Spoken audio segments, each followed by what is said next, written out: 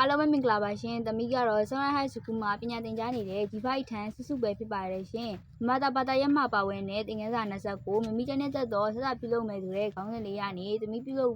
ပေးသွားမယ်။ဆက်စာလေးကတော့ဆောင်းရာသီနဲ့လိုက်ဖက်တဲ့ရှောက်သီးတုပ်လေးပဲဖြစ်ပါတယ်ရှင်။ရှောက်သီးတုပ်မှာပါဝင်တဲ့ပစ္စည်းလေးကတော့ကြက်သွန်ညုတ်သီးစိမ်ရှောက်သီးမြေပဲညုတ်သီးမှုတ်အချိုမှုတ်ပဇွန်ကြောက်ငပီစသည်ရိုးပဲဖြစ်ပါတယ်ရှင်။ဟင်းချိုလေးကတော့ရှောက်သီးအဆက်ပြေရှောက်သီးတုံးနဲ့လိုက်ဖက်တဲ့အရည်လေးပဲဖြစ်ပါတယ်ရှင်။အခုကတော့ကျမကြီးအတွက်ညီညွတ်အောင်လက်အိတ်လေးကိုစတင်ဆွတ်မှာပဲဖြစ်ပါတယ်ရှင်။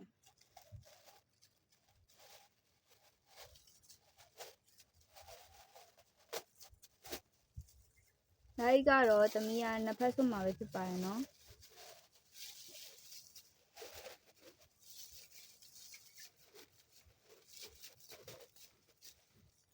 အခုကတော့ရှောက်သီးလေးကိုအရင်ဆုံးစားဖြစ်မှာပဲဖြစ်ပါတယ်ရှင်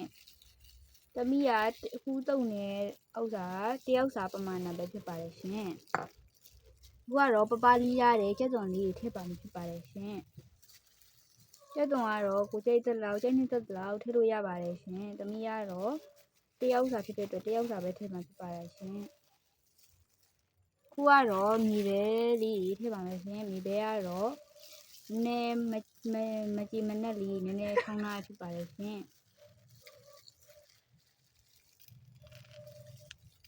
ဒီပဲလေးတော့သမီးကကြိုက်တဲ့အတွက်ကုန်ထည့်လိုက်တယ်ဖြစ်ပါတယ်ရှင်ကတော့ငုတ်သီးမှုတ်လေးထည့်ပါဖြစ်ပါတယ်ရှင်ငုတ်သီးမှုတ်က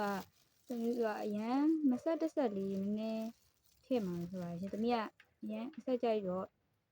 နည်းဆက်လေးထည့်မှာဖြစ်ပါတယ်ရှင်အခုကတော့ချုံမုတ်လေးထည့်ပါမယ်ဆိုရင်ချုံမုတ်လေးကကျမကြီးအတွက်မညီညွတ်ပေမဲ့လည်းအရသာရှိအောင်ကိုအနည်းငယ်ထည့်ပါမယ်ဖြစ်ပါတယ်ရှင်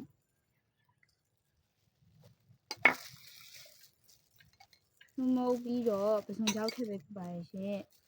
ပစုံကြောက်ကတော့ကိုလိုလောက်ထည့်လို့ရပါတယ်သမီးပစုံလေးတက်တဲ့အတွက်ပစုံကြောက်အကုန်ထည့်လိုက်ပါရှင်နောက်ထည့်သွားရဆိုလို့ရှိရင်တော့ငပိထည့်မှာဖြစ်ပါတယ်ရှင်သမီးကငပိကိုစကောက်ငပိတုံးထားပါတယ်ရှင်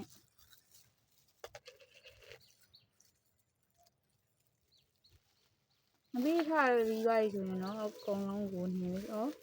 ငမြာကြီးလေးကြမှာပြည့်ရှင်ငမြာကြီးကသမီးကပလဲငမြာကြီးတုံးထားပါတယ်ဖြစ်ပါတယ်ရှင်ငရအနှင်းငယ်ပဲထည့်မှာဖြစ်ပါတယ်နော်တုပ်လို့ကောင်းလို့ပေါ့နော်အခုကတော့ဆက်တင်တုပ်တော့မှာဖြစ်ပါတယ်ရှင်တုပ်တဲ့အခါမှာငပိကိုကြည်အောင်တုပ်ကြမှာဖြစ်ပါတယ်ရှင်ငပိမကြည်ရင်စားတဲ့အခါမှာဆက်ခဲအရတာမရှိကြလို့အဲ့လိုဖြစ်တတ်ပါတယ်ရှင်အခုကတော့တုပ်နေပါပြီရှင်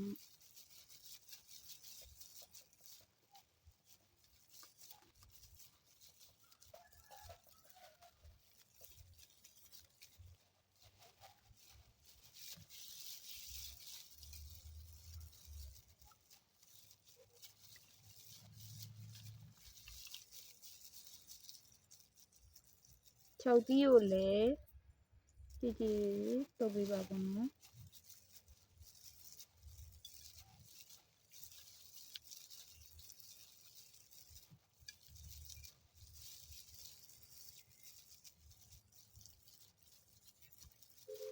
ကတော့6သီးတုပ်ပြီးရတော့မှာပဲဖြစ်ပါတယ်ရှင်ငပိတွေကလည်းကြည်လာပါပြီရှင်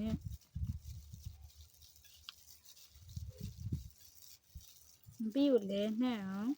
ရပါမယ်ဖြစ်ပါတယ်နော်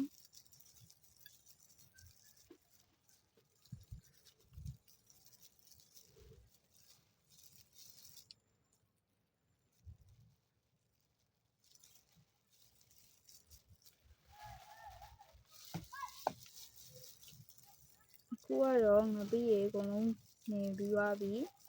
6သီးတုပ်တွေလည်းအကုန်လုံးနေပြီးသွားပြီဖြစ်တဲ့အတွက်ကြောင့်မဟုတ်စားမဲ့ပကံလေးတွေကိုထည့်မှာဖြစ်ပါတယ်ရှင်ဒါတော့စားမဲ့ပကံလေးဖြစ်ပါတယ်ရှင်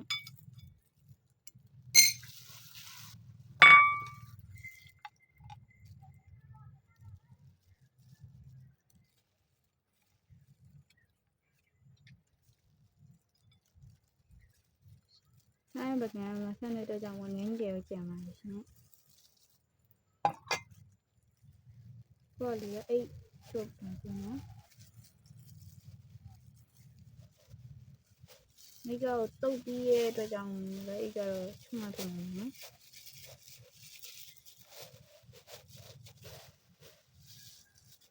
အခုကလည်းအိတ်ချုပ်ပြီးရဲ့အတွက်ကြောင့်လို့နှုတ်သီးစိမ်းလေးကိုထည့်ပေးပြပါရရှင်နှုတ်သီးစိမ်းကတော့ကိုလိုတောက်ကိုတိတ်တောက်ထည့်လို့ရပါတယ်ရှင်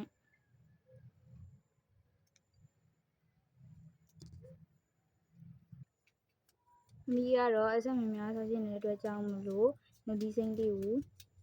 နည်းငယ်ညှက်ထည့်မှဖြစ်ပါရရှင်ဒီစိမ်းကတော့တမီးက2တောင်းတော့ညှက်ထည့်လိုက်မှာပဲပေါ့နော်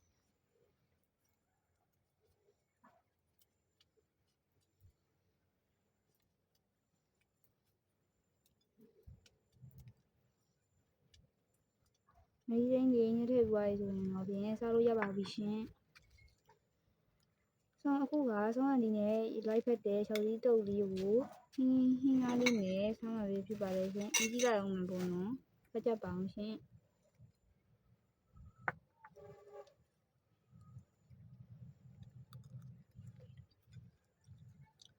ညစားလို့ကောင်းပါရဲ့ရှင်